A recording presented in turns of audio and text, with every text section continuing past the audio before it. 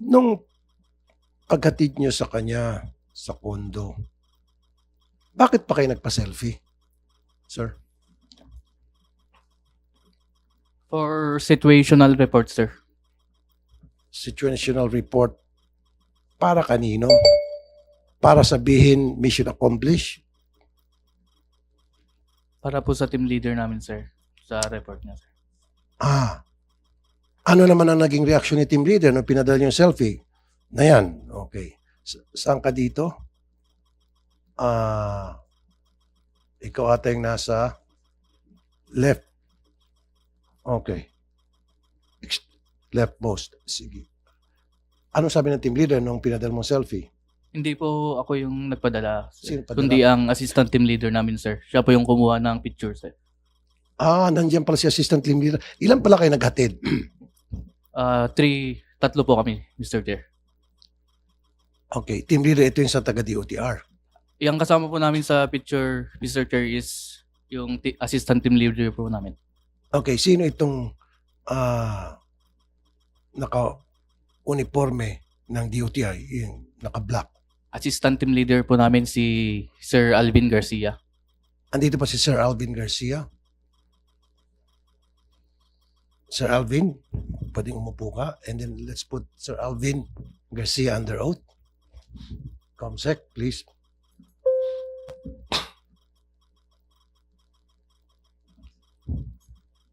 Nawala? Okay.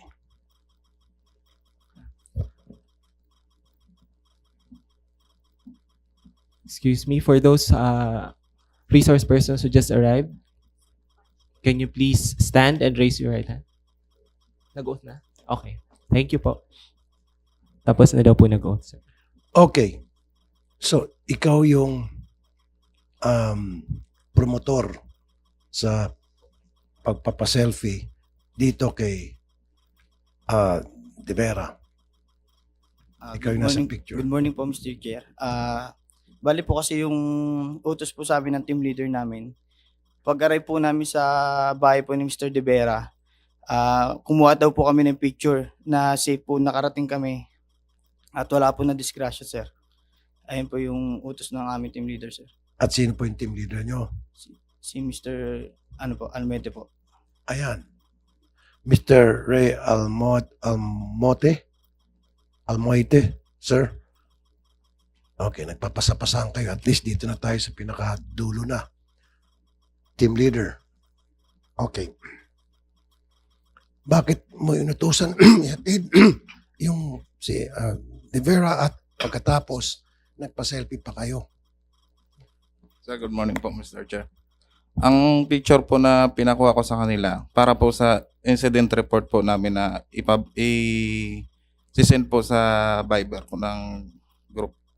Viber ng grupo. Yes. Bakit kinakailangan pa ipadala sa Viber ng grupo yung selfie? Kasi po meron po kaming incident report na sinesend po kung may nangyayari po na sa busway po na.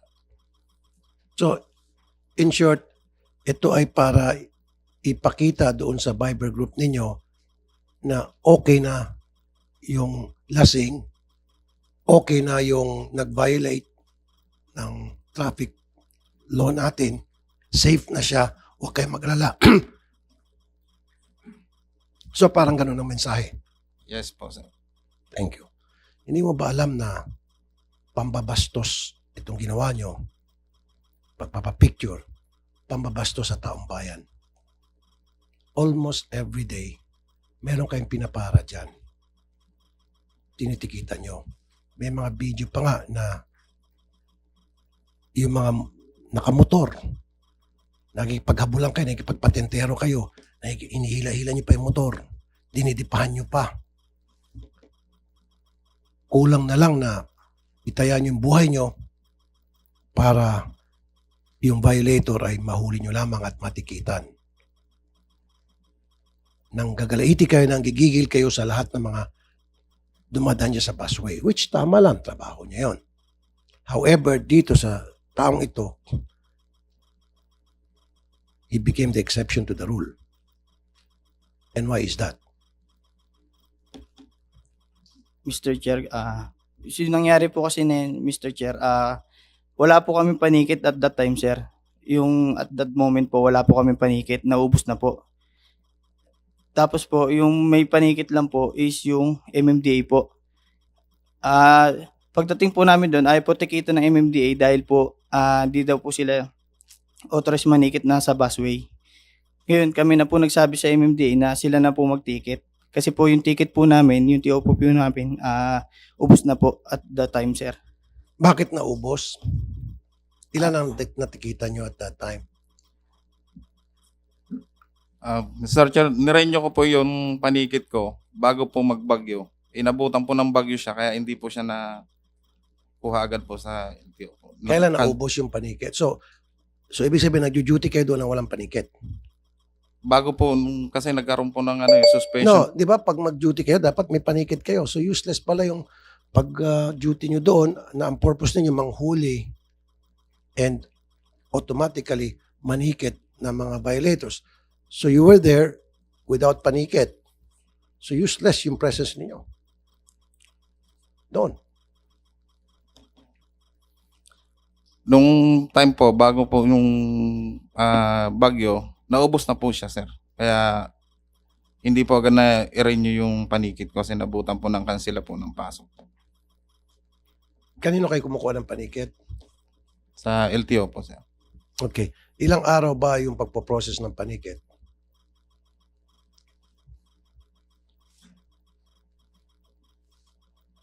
Sana kung wala ka palang panikit, hindi ka na nag-duty doon. What for? Useless ang presence nyo doon kung gano'n. Ba't ka pa nandun kung wala ka palang panikit? Wala kang authority na manghuli at mag-sanction ng isang violator. In this case, tulad nitong si De Vera. LTO, Mr. Francis Ray Almora, gaano katagal po mag-process ng panikit? May bigay Good morning, Mr. Chair. sa deputized ninyo? For the deputized officers of LTO, they have to just account for the tickets. So they have to submit or return the copies for the office for COA purposes. And immediately, we can issue again How long, At sir? TOP. How long? within the day, Mr. Within Chair. the day. Narinig mo? Mr. Almoite, within the day. I believe meron kang panikit. Kaya lang yun ang ginagamit mong depensa. But let me remind you, you don't even need panikit para yung isang tulad ni De Vera na lasing na siya ay dalhin sa presinto o tawagan mo yung pulis. Nandiyan sa IR nyo, number 2 sa department order ninyo. Makipag-communicate sa pulis para sunduin ito at dalhin sa presinto. Because a crime has been committed.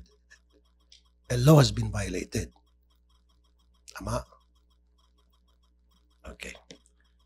Now, TOTR, Yusek Jesus Ferdinand Ortega, salamat sa iyo. Kita ko consistent palagi ang presence mo. I appreciate that. Ano yung parusa dito? Kung mabilis kayo magparusa sa mga gumagamit ng busway, ngayon, itong mga hindi gumawa ng tama dahil Mr. sa Chair, busway, Yeah. anong parusang? Mr. Chair, si ASEC Racralim po ang ipapareport ko because he's the one handling the ASEC, incident po. Thank anong you. parusa dito sa kanila? Umpisa natin sa team leader. Mr. Chairman, our secretary wrote you a letter po. And based on the letter po sent by our secretary to your office po, since suspension po yung parusa po for them, Mr. Chairman. Okay, si Alvin Garcia, suspension for 3 months. Sino to si Alvin Garcia? Is he here? Okay. So suspended ka for 3 months.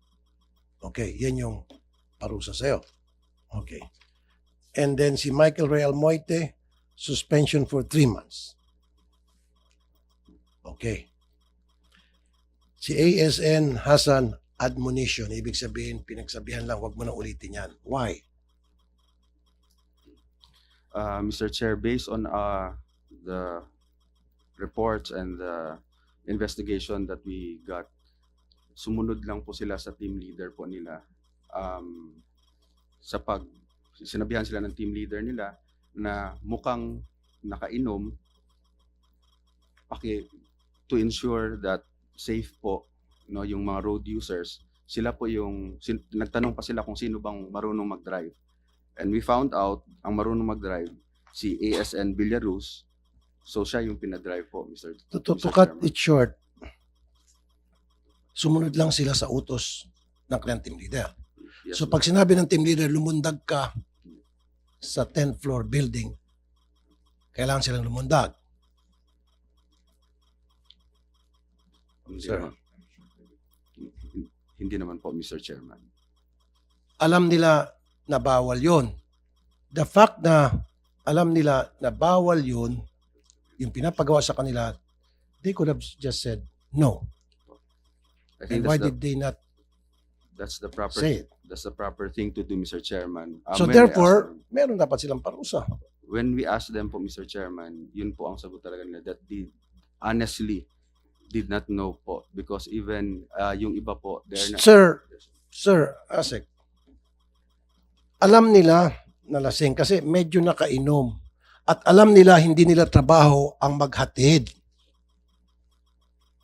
It's not their job na ihatid ang isang lasing na driver sa kondo. That's not part of their job. That's a very clear violation of the duties and responsibilities as Coast Guard personnel manning the busway. So therefore, dapat may parusa. Kasi sir, sila yung mga naka-camouflage, di ba? Oh, sila yung mga nanguhuli. Sila yung dumidipa pa doon sa busway. Nagkikipagsigawan pa. Nililecturan pa yung mga violators, which tama lang. And now, sila nagkamali. Papaluin na yung kamay nila at huwag mo nang ulitin. No. Hindi tama ata yan.